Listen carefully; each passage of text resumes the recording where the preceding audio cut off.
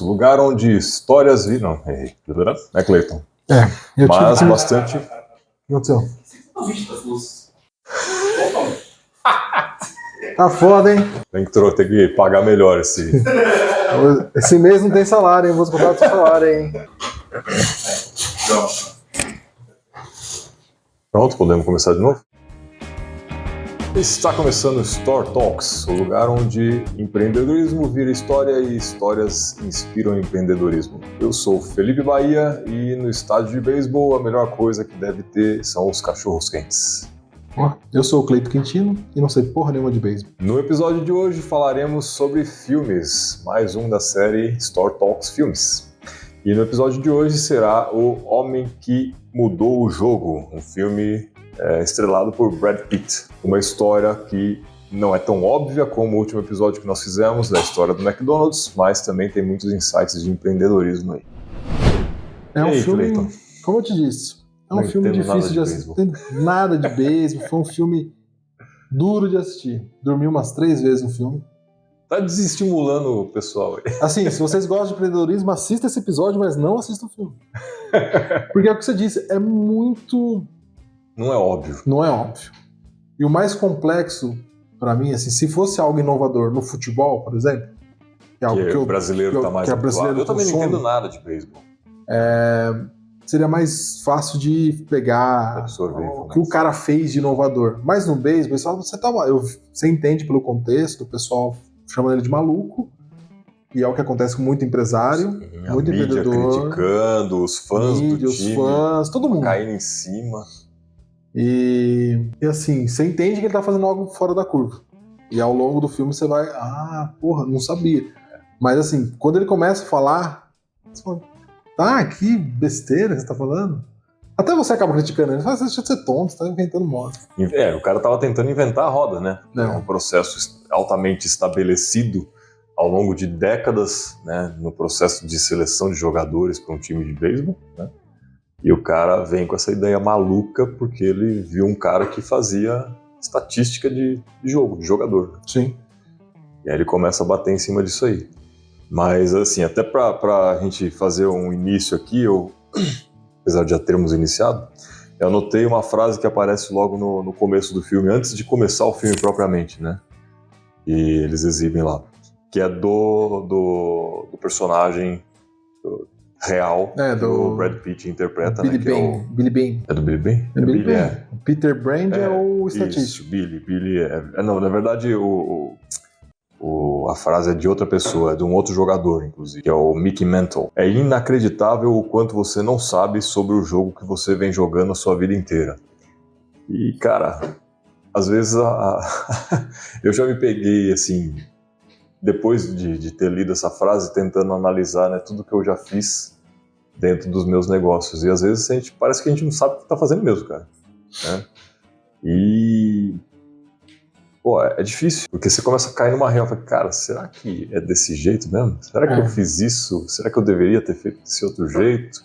Será que eu conheço onde eu estou inserido, né? E essa reflexão é muito válida. Quanto antes a gente faz, melhor, porque aí você começa a ter uma racionalização, né, do processo que você vai implementar na sua empresa.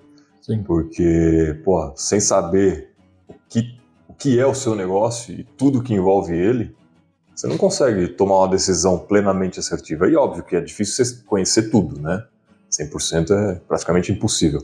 Mas ter uma noção um pouco mais ampla, isso é importante para que a gente possa tomar melhores decisões. E não simplesmente ficar tirando, eu acho que é por ali. Não.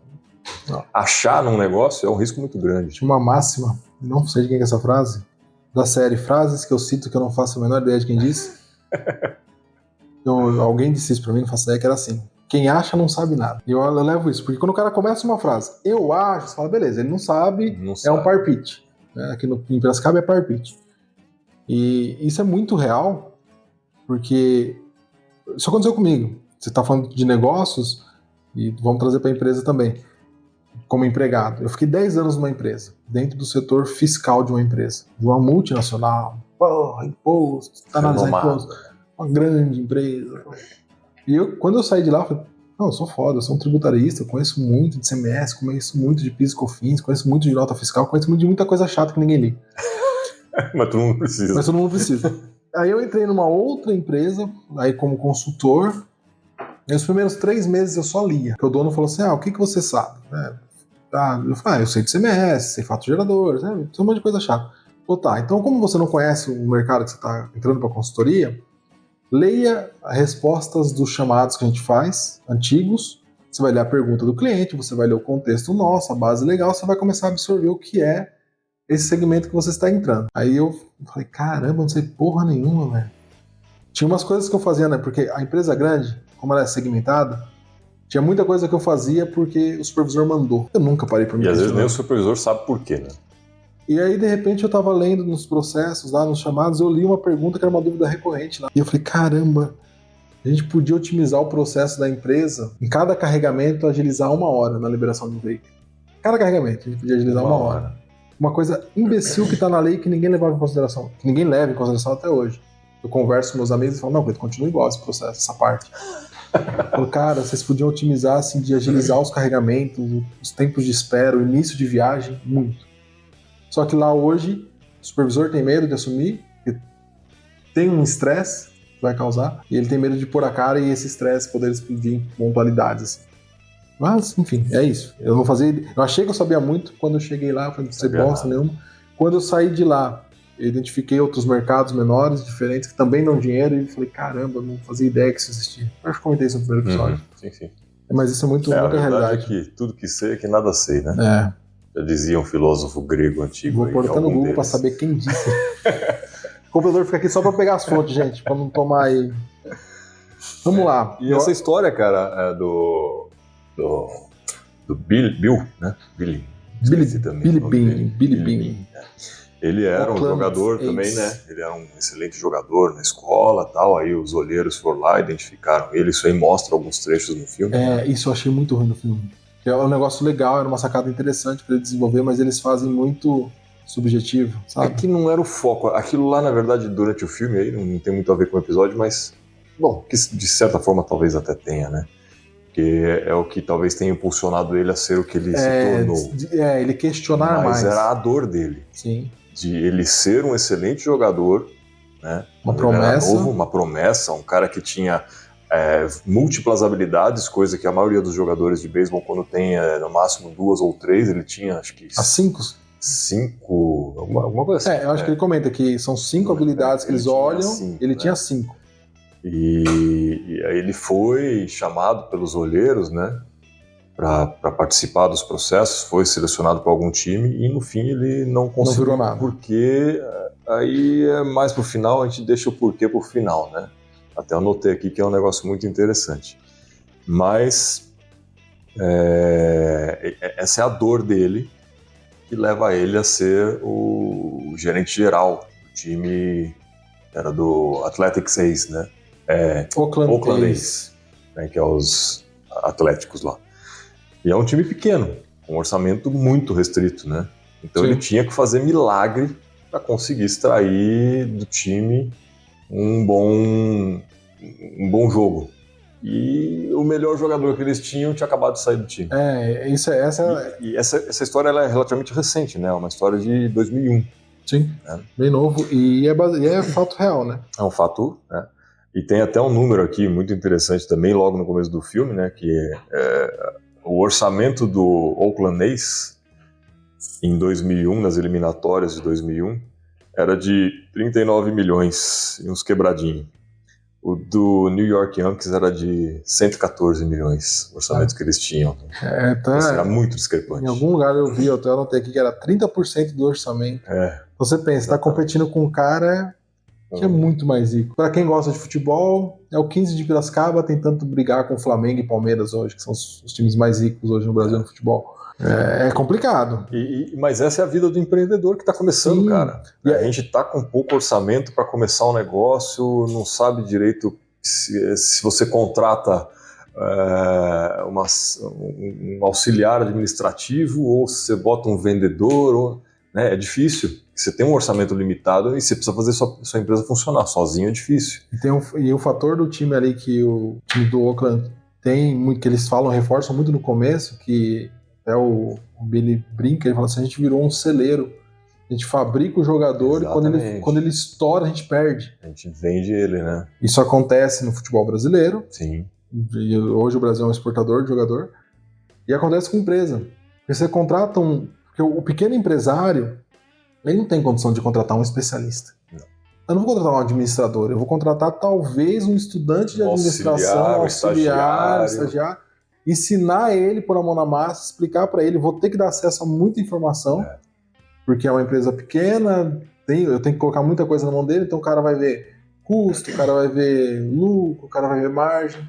E quando esse cara domina isso, ele manda 2, 3 currículos, bate um papo com uma multinacional e vai embora. Acontece, não tem o que fazer. E isso é uma realidade, não é do Brasil, né? Não, é mundial. Eu acho que é natural de qualquer mercado. A pessoa começa num determinado trabalho, ela evolui, ela quer crescer, ela quer ganhar mais. Aconteceu com você. Né? Você contou a sua história no primeiro episódio, até. Volta lá no primeiro episódio, conheça a nossa história. Né? Bota o negocinho aqui. Sempre quis fazer isso. E é natural, porque a maioria, não vou dizer 100%, porque tem gente que também não tá acomodado. Né? Tudo bem, não quer. Mas a maioria das pessoas, elas querem evoluir, elas querem crescer, querem ganhar mais. Né? E é natural. Então a pessoa aprendeu um pouquinho aqui, viu uma oportunidade numa outra empresa, às vezes é concorrente, às vezes é de outro segmento, e abriu uma vaga, ela vai. Né? Para ganhar R$100 a mais. R$100 a mais. Hoje não R$100, porque R$100 hoje não vale mais nada, né? Cara, mas eu ouso dizer, entendo, mas eu ouso dizer que um cara que ganha 1.200, R$1.300 hoje um salário mínimo, R$100 para ele é diferente. Diferente. Então, por exemplo, se ele recebe, porque foi o que aconteceu comigo na época, eu ganhava menos de 1.000, ganhava 800 e ia ganhar R$100. Era a conta de luz que eu ia ter, ia sobrar um dinheirinho a mais. Então, assim, pro cara que ganha 1.000, 1.200, salário mínimo, ele faz diferença. Sabe por quê? Porque na minha época eu lembro que meus colegas todos faziam bicos para trabalhar no final de semana para ganhar 50, 70 conto. Trabalhava de segurança, fazia bico de segurança para ganhar R$50 à noite, à madrugada, trabalhava em rodeio. Depois que o cara puxou uma faca da botina, eu parei. Falei, não, chega, não vale 50 conto isso. Vamos apartar uma briga e tinha esse rolo. Mas acaba valendo, assim. Sim. Essa faixa inicial de salário, eu tenho que parar de fazer isso. Essa faixa inicial de salário, qualquer coisinha você perde um funcionário bom. Por isso que é aquilo lá que você tem que instigar a pessoa a comprar a ideia da tua empresa, para ela se sentir parte do projeto. E você, como empresário, empreendedor, também acolher ela e mostrar que existe realmente uma oportunidade. Não iludir também, né? Assim, abraçá-la. Até só voltando um pouquinho, conversando com o Silvio da academia, que foi o primeiro convidado nosso aqui, né? Ele está fazendo algumas mudanças ali internas e ele tem feito exatamente isso. Então assim, essa pessoa aqui, ela tem uma oportunidade. A empresa começou assim, na verdade, né? Quando ele começou lá, volta para assistir o episódio do Silvio também, né? Episódio número 2, não o 00, então 00, 01, 02. O dele é o 02.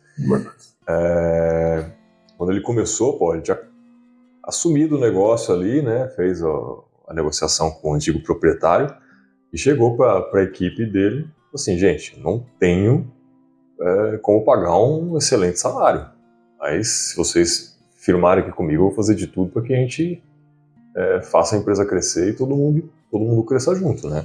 Então hoje ele tem gente que está desde o começo com ele lá, por conta disso. Sim.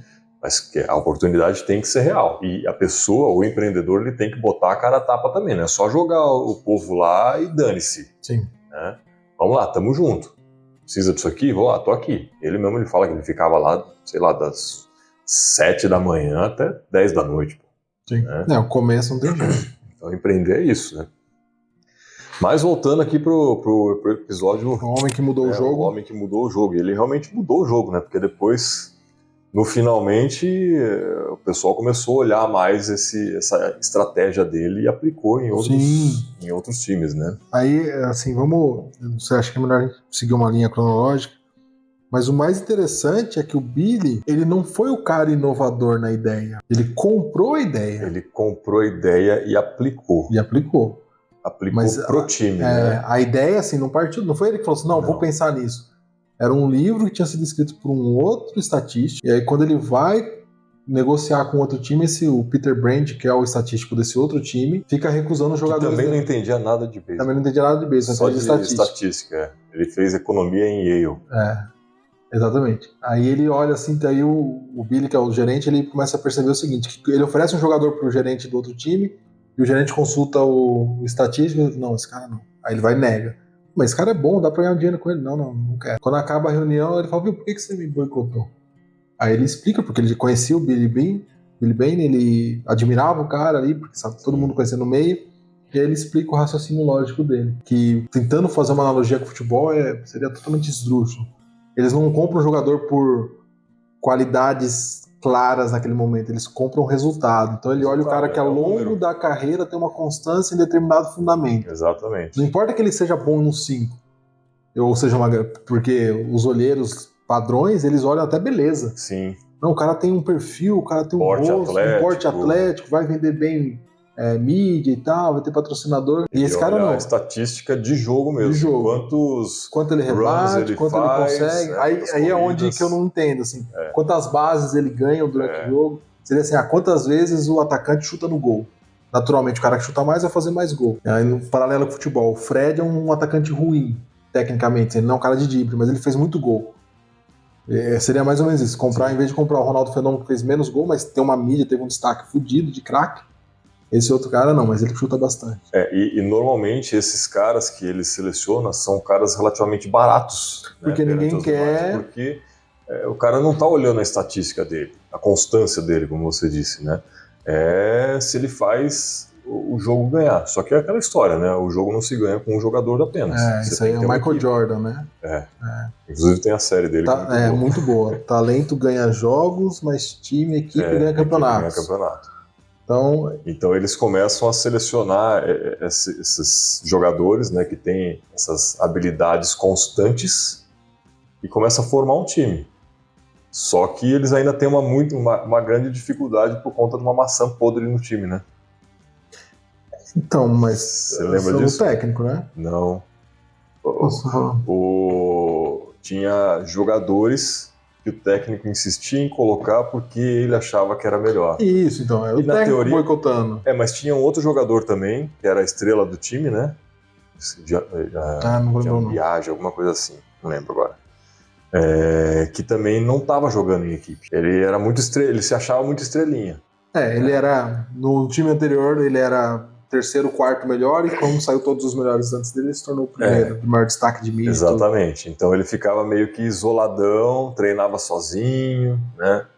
E aí, isso acontece às vezes numa equipe de empresa. Às vezes não, constantemente. Pô, tem o cara que se acha, né? Eu sou o vendedor, né? Às vezes não é. Sim. O cara não trabalha em equipe, então em vez de cooperar, fica sempre ali no canto dele, isolado. Não, o meu é meu, vocês que se virem.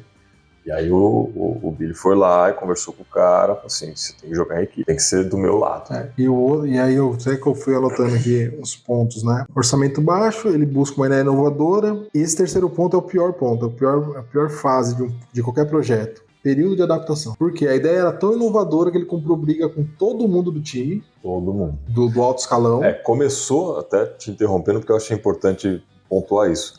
A briga começou quando ele trouxe o Peter. O Peter Brand para uma reunião de seleção de time. Isso. Né? E aí o Peter estava dando as opiniões dele lá, que na verdade o Billy apontava, só apontava para ele, né? Assim, explica. Alguém fazia uma pergunta e ele apontava pro Peter. Aí o Peter respondia na lata, assim, meio que sem jeito, porque ele também tinha acabado de chegar, fazia 2 dias que ele tava ali. E era um moleque no meio de velhos. E aí é um moleque no meio de velhos, um monte de dinossauro, achando que sabe tudo. Mais uma vez, eu acho que eu sei, né? Porque a gente faz assim desde sempre. Porra, o sempre já foi, cara. Vamos evoluir, vamos crescer, vamos ver o que tem de novo, né? Vamos ver as tecnologias novas que tem aí pra gente poder utilizar. Que nem era uma tecnologia nova, só que ninguém tinha aplicado, né? Então, assim, aquele monte de dinossauro que achava que sabia tudo. E aí começou a arrumar confusão com os olheiros. E era uma equipe grande de olheiros. Nossa, sei lá, tinha uns 10 caras ali dentro. Sim. E tudo mudou por causa de uma pessoa que não entendia praticamente nada de beisebol, era só fazer estatística dos números de cada jogador. Assim, assistam um filme. Assim, eram 10 caras na sua casa de 50, 60 anos que tinham a vida toda no beisebol. Não, tinha nego mais velho, até dos 80 lá. Era dinossauro, mas era tipo, você entrar numa empresa, sei lá, 10 no conselho de direção da empresa, 10 caras velhos de casa que já passaram por N empresas, já testaram e validaram o método deles. Chega um moleque de 20 e poucos anos, recém-formado, falando, vocês estão contratando errado a vida toda. Aplica esse método. É guerra na certa. É guerra, e foi guerra, né? Tanto é que o próximo item que eu coloquei aqui na linha do processo, orçamento baixo, ideia inovadora, período de adaptação é horrível, porque você recebe crítica dos seus parceiros, comparando com uma empresa, você chegou com uma ideia nova, tem pessoas que vão discordar, mas vão entender que tem que tentar e vão te apoiar e vão seguir. E aí é a crítica construtiva. Ele vai ficar apontando, olha, isso é arriscado, mas eu vou fazer do jeito que você está falando, mas olha, mas tem um perigo aqui. Essa eu interpreto como uma crítica construtiva. E tem um cara que faz a crítica destrutiva, que era o técnico. Vai dar errado e o que eu puder fazer para atrapalhar, eu vou fazer. É o jogador estrelinha. Eu vou fazer do meu jeito. Eu vou fazer do meu jeito. O time sou eu que ordeno. Eu não vou mudar porque você está... Desafiando o gerente geral do time. Desafiando o gerente do time.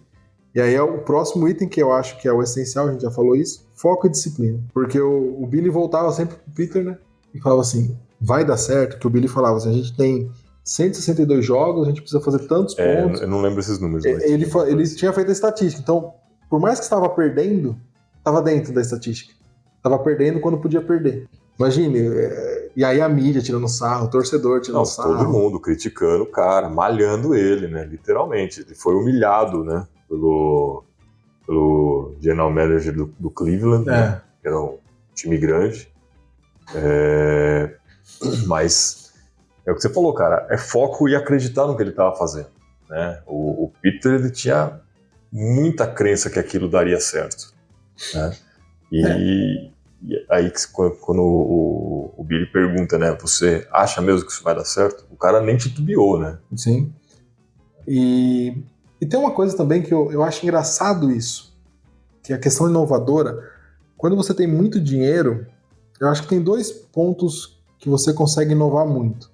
Quando você tem muito recurso, porque você pode se dar o luxo de perder dinheiro, e quando você tem pouco recurso. Sim. Por exemplo, no contexto do filme era assim, ele tinha perdido as maiores estrelas do time. E aí ele começa a fazer uns comparativos de salário, ele perdia o jogador porque ele oferecia tipo 7 milhões por ano, e o outro time oferecia 40 milhões por ano. Ele não tinha como competir com ninguém. Então, assim, são os 2 extremos. Quando você tem muito, é muito fácil, porque você pode tentar e perder e gastar dinheiro. Quando você tem pouco, deixa eu montar uma frase ruim do meu irmão que era essa: tá no inferno, abraço capeta. Eu vou perder esse campeonato no próximo ano de qualquer jeito.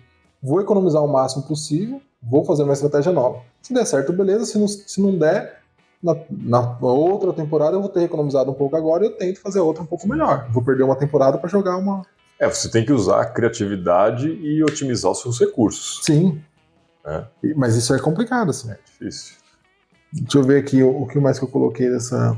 então, a gente comentou dos estrelinhas, né? Mas eu achei muito top a atitude dele, o quanto ele comprou a ideia, né? Ele começa a queimar ali, ele começa a se desfazer. O que acontece, né? Com o técnico forçando colocar os jogadores que os melhores, não queria, né? Que na visão dele até eles eram os melhores jogadores, mas eles não jogavam com o time. E aí não dava para fazer. Não aplicava a estratégia. Funcionasse. Exatamente, a estratégia é quebrada. E eu vi e tem uma cena que me deu. Que me impactou, que eu falei, putz, faz muito sentido, assim. A gente fala que não existe muito vilão em histórias. O técnico, ele fala isso. E o Billy cobra ele e fala, viu, você tem que montar o time do jeito que eu tô te falando, com base nas estatísticas. Ele fala, cara, ano que vem eu não tenho contrato. Eu não posso abraçar essa loucura, porque o ano que vem eu não tenho mercado. Porque eu vou ser o técnico que aplicou o negócio fora... Porque assim, gente, era um negócio totalmente fora. Ele não acreditava que ia dar certo. Ele não acreditava. Eu tô fazendo isso, eu que vou me queimar, não é você. Sim. Que aí ele pensava, na visão do técnico, era o seguinte: se eu perder, mas eu escalei os melhores jogadores com base na visão geral, os outros times vão me dar oportunidade. Se eu perder porque eu arrisquei, os outros times falam, pô, esse maluco... Nunca mais, cara. No futebol brasileiro a gente chama de professor Pardal. Esse professor Pardal não vai ter emprego em lugar nenhum. Ficou inventando um modo lá, nunca mais. Exatamente. Então, assim, cada um tava vendo o seu, né? Não tava tão assim, foda. Aí o Billy tomou a atitude, né, pra fazer o negócio funcionar do jeito que ele queria, né? Sim, eu achei fantástico. Quase em cima da hora do jogo, né? Faltava poucas horas pro jogo ali. É que a gente já tá indo quase no final do filme aqui, né? Mas eu acho... por isso que eu tô falando que esse filme, ele é estranho. Porque tudo isso que a gente comentou até agora foi o desenrolar do filme. Sim. Porque ele tem o processo de ter uma ideia fora do padrão, todo mundo bate pra caramba, aí além de bater, começam a puxar ele pra baixo, dentro do próprio time, e aí é onde ele começa a ter as atitudes drásticas, né?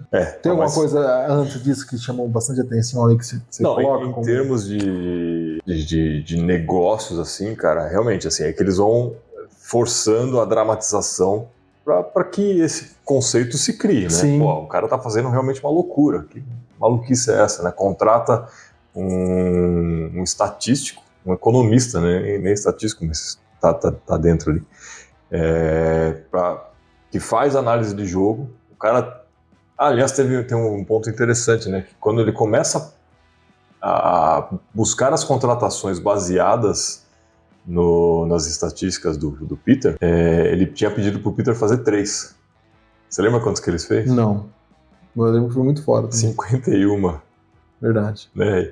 Foi até um fato que marcou no filme, porque ele falou assim, pô, mas tudo isso, quantas você fez? Aí o Peter, assim, tudo desconcertado, né? Eu só pedi 3, quantas você fez? Eu fiz 47. Não, eu fiz 51, eu não sei nem por que eu menti. Se fosse um time de... É como se essas 4 a mais fosse fazer alguma diferença. Já fez uma maluquice aí. E eles analisam aquilo lá e começam a fazer as jogadas ali. Mas, você fez uma pergunta, agora eu lembrei de um ponto importante, né? Quando ele começa a fazer as negociações para fazer as contratações das pessoas que ele queria, isso foi sensacional, cara. Porque ele tinha que ligar para os outros times, né? Sim. Para os gerentes gerais dos outros times. E ele queria um determinado jogador. Ele jogava um verde num outro que ele não queria. Assim, quanto você quer nesse? Não, esse aqui eu não quero vender. Tá, e quanto você faz pelo outro? Que era o que ele queria. O outro dá para fazer a negociação. Então, a estratégia que ele usou de negociação, né, foi em favor dele, obviamente, mas de um jeito que normalmente as pessoas não pensam. Eu quero comprar esse copo aqui, mas tem um outro copo ali. Esse aqui é o que eu quero, mas tem um outro que o cara vai querer me vender. Só esse aqui ele quer me vender, né? Aquele ele não quer. Mas eu preciso baixar o preço desse. Aí você tenta fazer a negociação naquele, jogando o preço daquele para baixo, né? Mas forçando para baixo. Força o que você realmente quer também para baixo. E até porque no caso dele ele tava buscando um cara que já era barato, ele conseguiu... Mais barato ainda. Tem uma outra sacada dele ali, nesse processo de negociação, que eu achei muito interessante.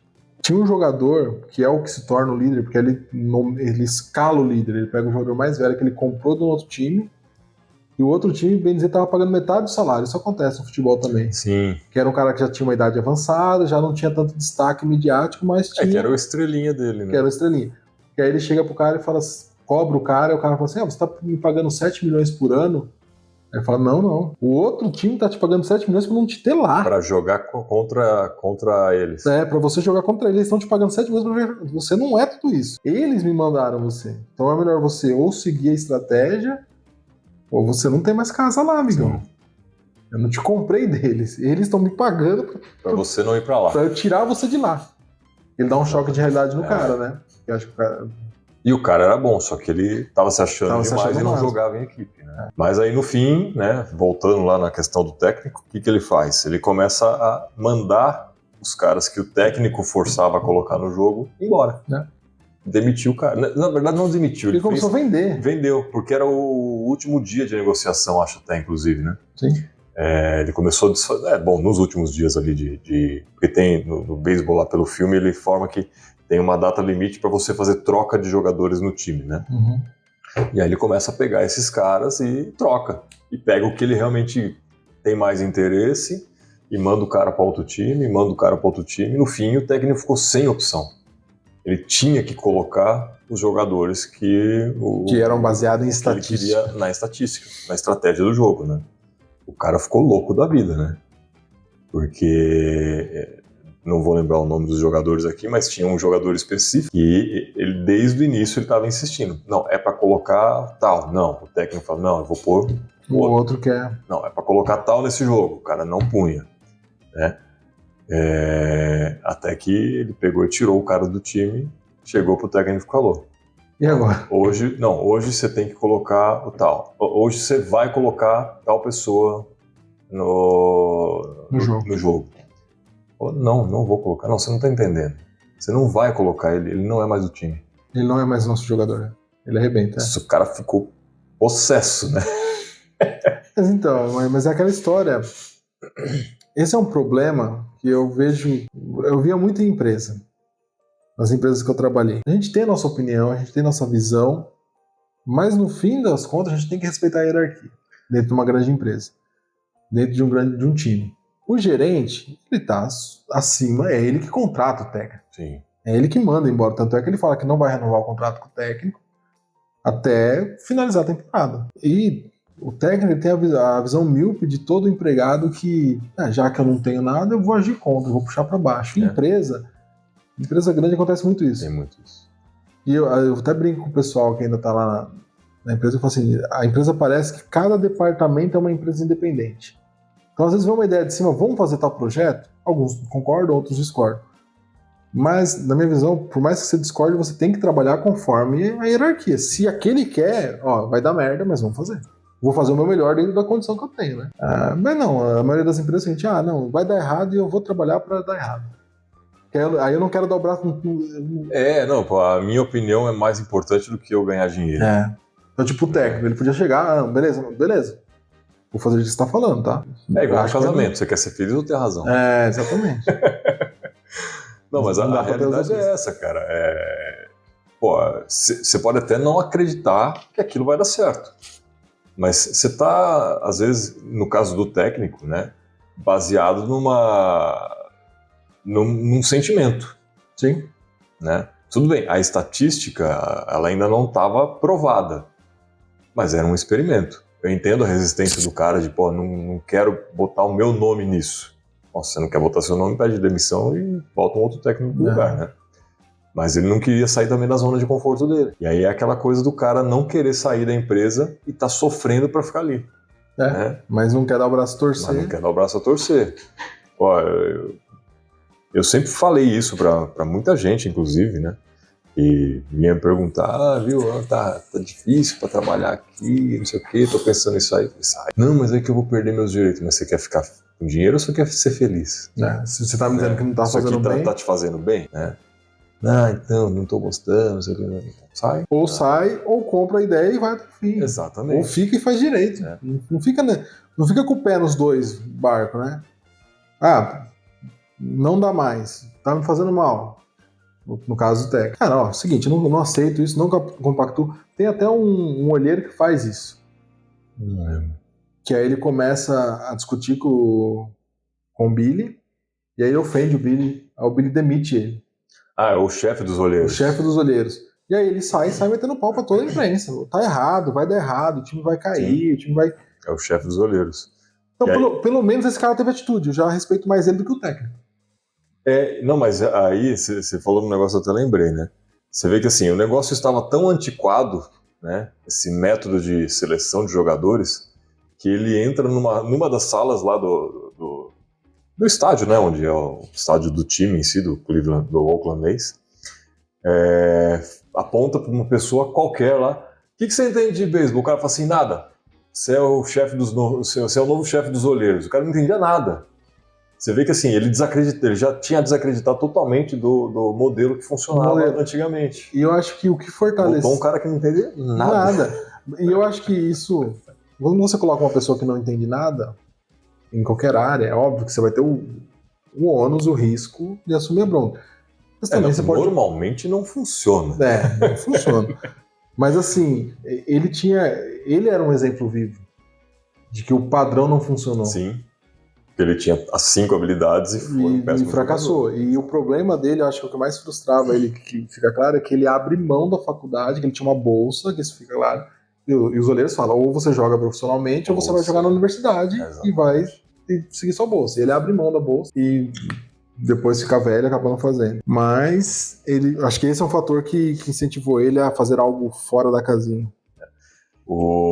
Até nesse ponto, né, dele ter desistido da faculdade, né, da bolsa integral, inclusive, né, que lá nos Estados Unidos é caríssimo, né, para jogar o profissional. Aí ele passa lá, faz os treinos. Nos treinos ele até que não vai mal, mas aí ele vai para o time profissional mesmo, né. E no processo de seleção, isso no basquete também é assim, porque naquele programa na série do Michael Jordan. Eu esqueci o nome em português. Arremesso final. Arremesso final, isso. O processo de seleção é muito parecido também com o de beisebol, né? Então tem as rodadas lá, que é os drafts que eles chamam, que vai selecionando os jogadores. Então, o melhor time tem direito a escolher primeiro e vai na sequência, né? E aí vai passando as rodadas. E aí o Billy pergunta pro Peter, né? Depois de uma conversa que tá só os dois lá, que já tá aquele clima pesado pra caramba, e por conta do emocional do Billy, né? Assim, você teria me escolhido na primeira rodada? Aí o Billy primeiro fala que sim, pra não magoar os sentimentos do cara. Assim, fala a verdade, você teria sido escolhido na 9ª. Então o cara teria ficado lá pro final, coisa que os olheiros pegaram o cara como se ele fosse o melhor jogador da temporada, né? Ele foi porque as estatísticas dele não eram boas, ele não era constante, né? Sim.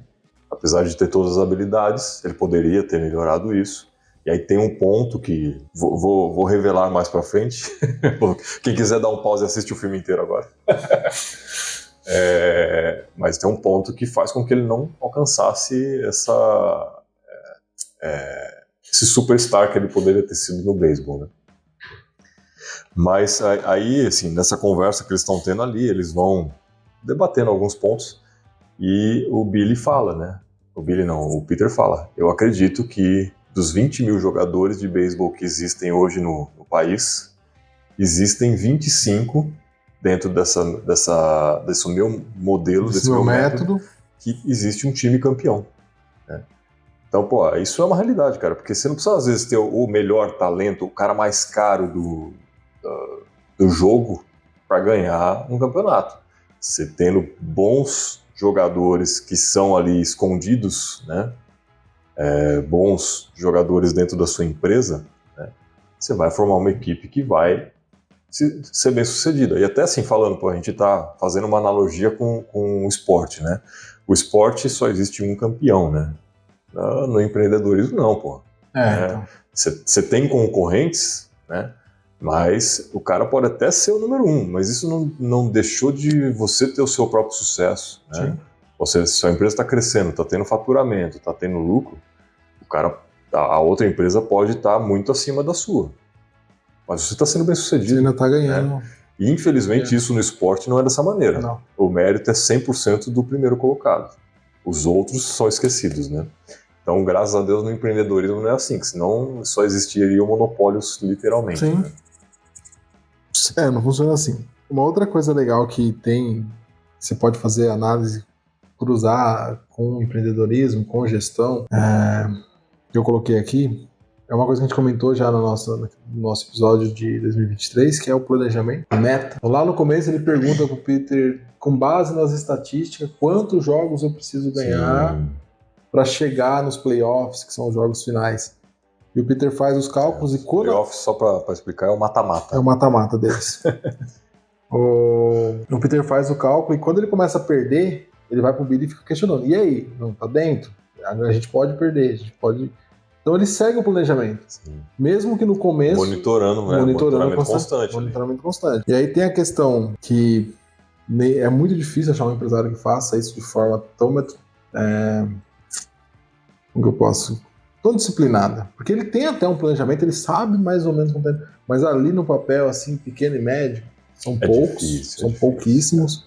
O cara vive no dia a dia ali, na correria, no dia a dia, fazendo 1001 funções, né? E até o nosso intuito aqui, gente, é justamente tentar, né, como eu disse aí logo no começo, né, inspirar o empreendedorismo. É que os empreendedores têm essa mentalidade de que, pô, eu de início, às vezes, eu estou ali fazendo tudo, mas o foco é que eu comece a crescer a equipe e distribuir tarefas para que eu possa ser o capitão desse navio. Né? Pensar no negócio. Ó, é para lá. Aí o cara vai lá no leme, bota o leme, o cara vai lá, sobe na vela, ajusta a vela para ir naquela direção. É o estrategista, né? Porque senão você não vai sair do lugar nunca. Você vai ficar cobrindo e apagando incêndio e não vai crescer. Toda. Então, esses insights nessas conversões de esporte para empreendedorismo que a gente está tentando fazer aqui, né? Espero que esteja funcionando.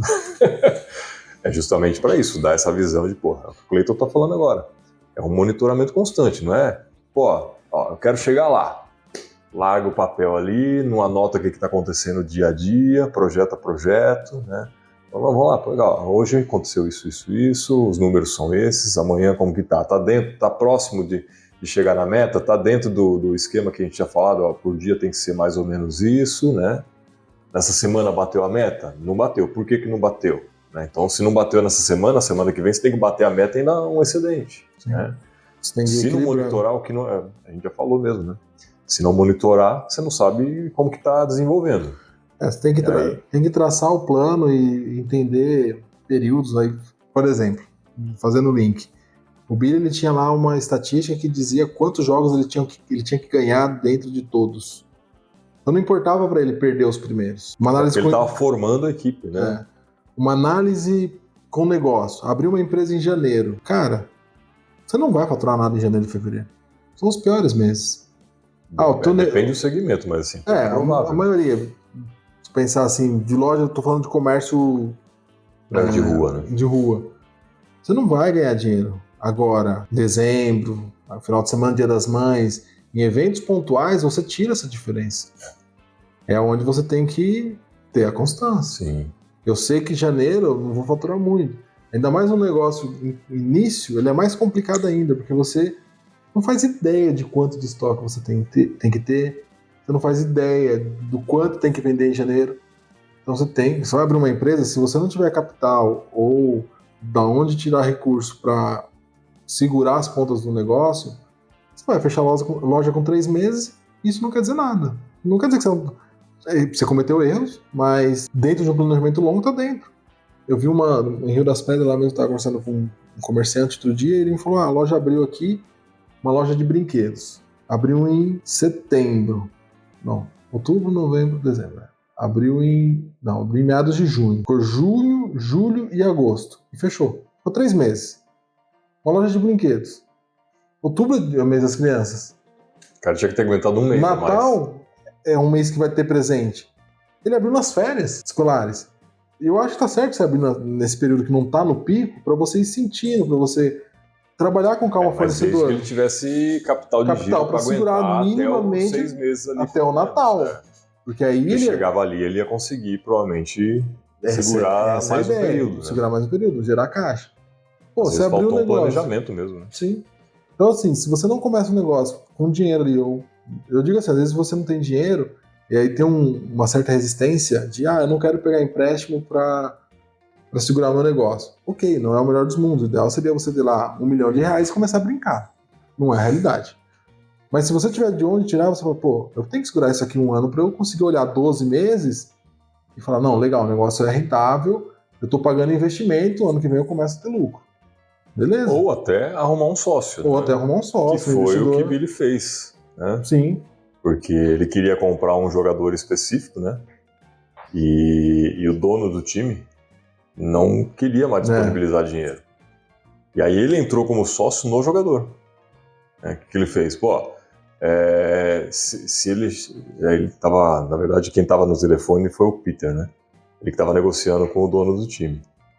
E aí ele pegou e falou o seguinte, ó, se ele chegar em tanto, eu coloco o restante, eu coloco do meu bolso, mas a hora que a gente vender, eu fico com a diferença.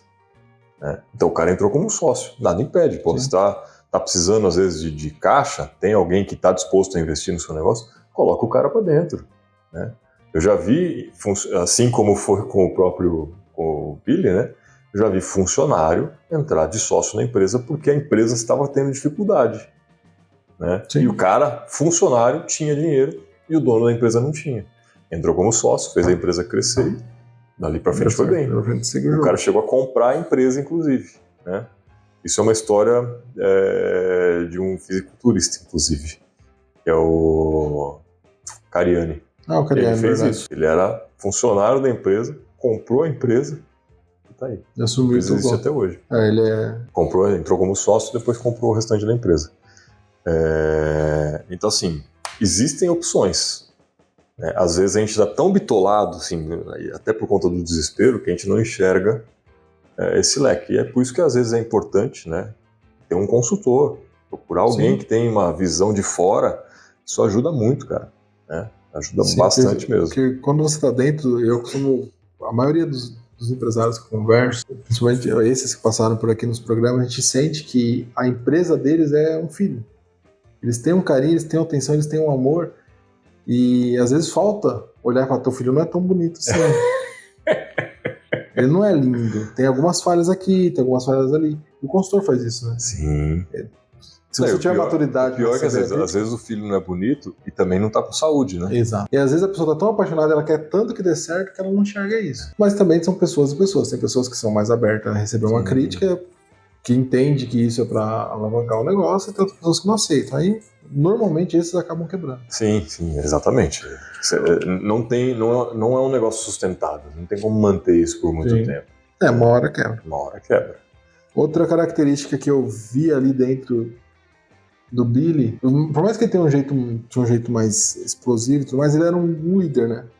Sim. Mas um líder assim nato, porque por mais que ele discordasse do processo dos velhos, o começo do filme mostra ele ouvindo os velhos, né? Ele tá sempre ali.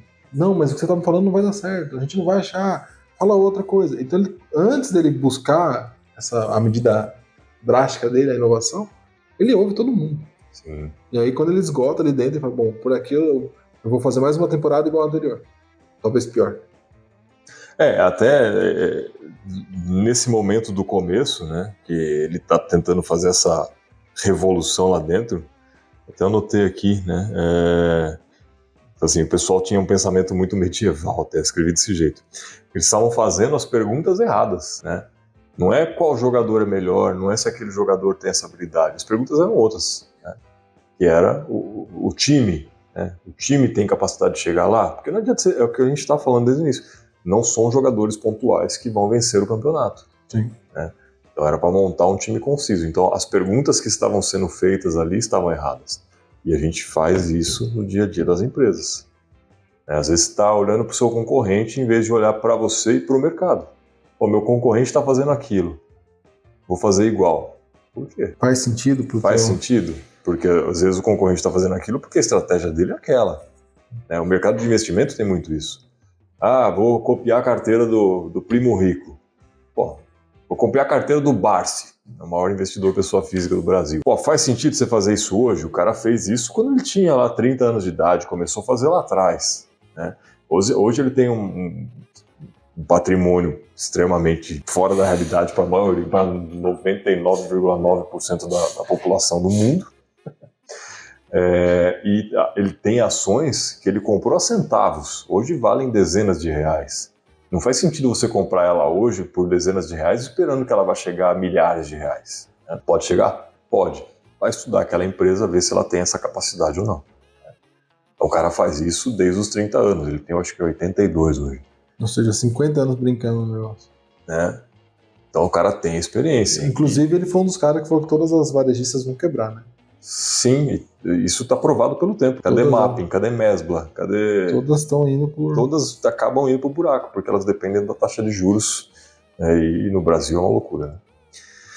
Mas, então, é nesse ponto. O cara tem que estudar aquilo que ele pretende fazer, e não olhar o que o outro está fazendo. Né? Não é copiar, porque o momento de cada um é diferente, a estratégia de cada um é diferente, a capacidade financeira de cada um é diferente. Então, olha para você e para o seu mercado. Não olha para o concorrente. Não vai resolver. Tanto assim, você tem uma noção, mas não pode... Então, mas superficialmente. Superficialmente, você não pode absorver 100% das ideias dele, até porque você não sabe você não sabe a realidade dos fatos dele. Ele mostra também o que ele quer mostrar. Uma anotação que eu coloquei aqui, que também acontece muito dentro de empresa, né? Ele procurou um jogador, ele quis um jogador específico que tinha sido lesionado. Você lembra disso? Eu não lembro nem quem que era o jogador, mas o personagem, inclusive, era interpretado pelo Chris Pratt. Isso.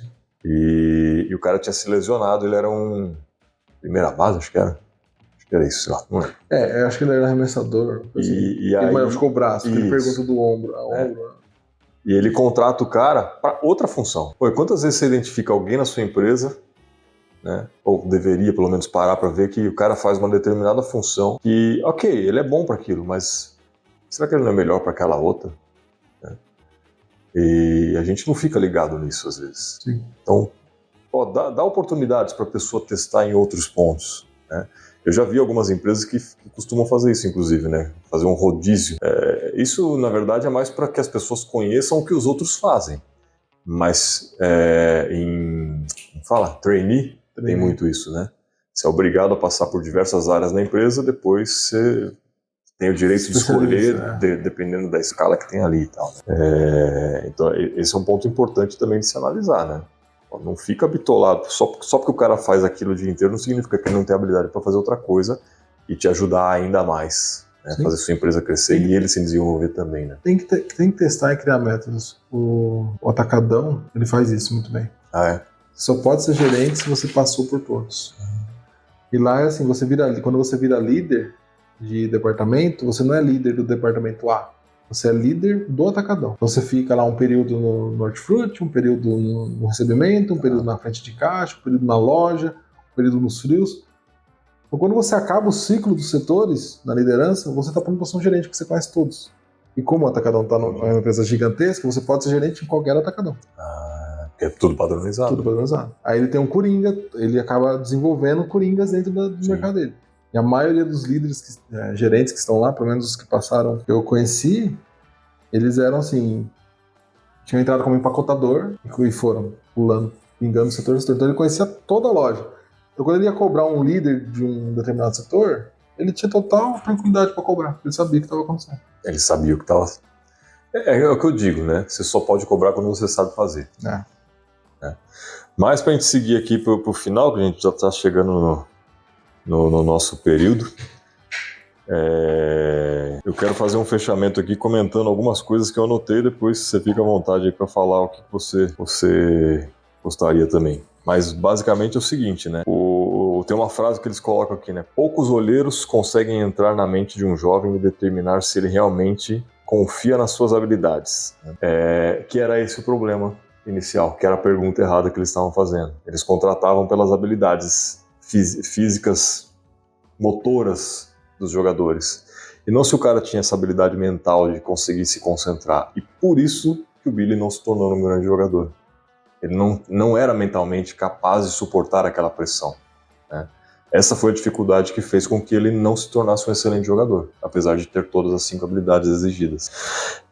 Mas, como eu sempre digo, nada é por acaso, porque ele se tornou um excelente gerente geral, né, do time e fez essa revolução no beisebol, não foi no time, ele fez no beisebol, porque depois disso os outros times começaram a adotar. Um time de Boston Red Sox, inclusive, quis contratar ele não aceitou e o valor que ele ia receber era absurdamente maior, mas ele tinha um carinho tão grande pelas oportunidades que o Oakland deu para ele não quis sair. Ele também não precisava de dinheiro, né? Senão provavelmente ele talvez tivesse saído, né? Ele tinha uma vida confortável, mas é o que eu falo, dinheiro não é tudo. O cara tinha um propósito, ele tinha um carinho pelo time, pelo dono do time, pelos jogadores que ele tinha selecionado, então ele não quis sair dali por dinheiro nenhum, né? E aí, para você, o dinheiro é tudo, né? Talvez no início de carreira seja, depois que você vai ficando mais maduro, você vê que não é o que realmente importa, né? O gás inicial é como toda a corrida, né? No começo é quantidade, depois você começa a analisar a qualidade. E esse era o ponto que eu ia falar realmente. Encaixou aí. Que ele teve a proposta para seria o técnico mais bem pago da história do beisebol. Gerente geral, né? Gerente geral mais bem pago da história do beisebol. Ele recusa por toda essa questão de princípios que envolve, que ele tem com ele, o carinho que ele tem pelo time. E o outro time com mais recurso, porque ele contratou dentro das estatísticas aquilo que ele podia pagar, tá? Sim. O outro time ia pagar uma fortuna para ele recusou, mas outro time Tanto é que ele não revolucionou na ideia. A ideia todo mundo já tinha visto. Ninguém teve coragem de ousadia para aplicar. Outro time falou, beleza, você não vai vir? Pega o livro que vocês usaram como base, estatísticos tem de monte no mercado, vamos fazer. Tanto é que eles são campeões no ano seguinte. Eles começaram a fazer, exatamente. Mas, bom, a gente já foi dando um monte de spoiler aqui não é segredo nenhum. A gente está transformando um filme em conceitos, né? Uhum. Mas, basicamente, o que acontece? Ele conseguiu fazer um time que, apesar de não ter ganho o campeonato, porque aí no final faltou um pouco da mentalidade, né, dos jogadores e suportar aquele estrelato que eles tiveram, um crescimento nos últimos momentos do campeonato, né? Eles começaram a ganhar e subir dentro da escala, foram para os playoffs ali, né, para o mata-mata. No fim, eles não ganham o campeonato ali. Mas a evolução que eles tiveram por conta dessa estratégia, cara, fez com que o Red Sox aplicasse isso nos próximos anos e ganhasse o campeonato. No ano seguinte, o time adversário que tinha mais recursos ganha. Utilizando essa estratégia. Usando a mesma estratégia, acaba sendo campeão usando uma estratégia barata. Então, para o cara que já tinha muito dinheiro, aplicar essa estratégia foi muito melhor. Economizou muito dinheiro. Eu não consegui achar, como o beisebol não é tão difundido no Brasil, você não acha hoje na mídia brasileira reportagem sobre. Mas na época que ele implantou a estratégia, ele ganhou ele teve 20 vitórias consecutivas, que foi a maior sequência de vitórias no beisebol até então. Então, não sei se é o ranking verdade, atual. Na época ele bateu o recorde de vitórias consecutivas. Que era algo assim que ninguém acreditava, porque não é que ele bateu o recorde que o anterior era 19. Ele bateu o recorde anterior era tipo 11, 12, alguma coisa assim. Não, acho que era 19. Era 19 mesmo? Faltava uma pra... Era... Ele empatou e depois ele fez a 20ª e foi... Mas aí a diferença é assim, o primeiro recorde foi em 80, 70, foi muito tempo, 20 anos antes. Então assim, ele inovou todo um mercado, né? Um custo baixíssimo. Ele conseguiu transformar algo, né? Isso é interessante que mostra chegar numa final de qualquer campeonato é um grande feito, mas todo time ele tem uma limitação e ele enxerga isso no começo do campeonato. No futebol tem muito isso. Então o cara tem lá um orçamento de sei lá, 50 milhões. É que hoje tá muito mais... Mas ele fala, com 50 milhões eu tenho que chegar até a semifinal. Com o meu orçamento eu tenho que ficar em 10º. Com o meu orçamento eu tenho Ele sabe até onde ele pode ir. Todos, por mais que os dirigentes cheguem na mídia e falem, não, a gente vai ganhar.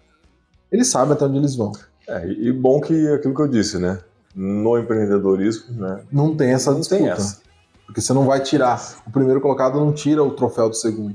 O segundo tá muito rico também. Sim. Exatamente. E o Billy, esse time mudou o jogo de fato, porque ele chegou numa final com um cara com 30% do orçamento do adversário. Então ele foi muito mais eficiente. Então é isso, pessoal. Se gostou ou se não gostou, curta, comente e compartilhe. Espero que tenha gostado. Deixa aí um comentário pra gente, a gente vai responder todo mundo.